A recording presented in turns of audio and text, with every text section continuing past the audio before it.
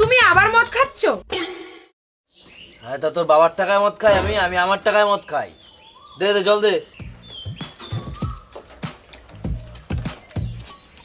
আমি মদ কেন খাই জানিস? আমার গার্লফ্রেন্ডকে ভোলার জন্য আমি মদ খাই।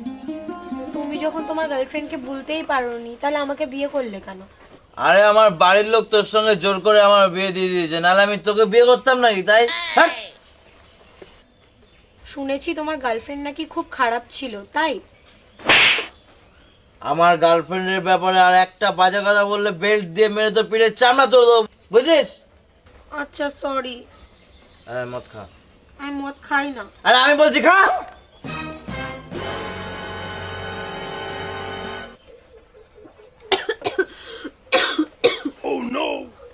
তুই জানিস আমার গার্লফ্রেন্ড আমাকে খুব ভালোবাসতো।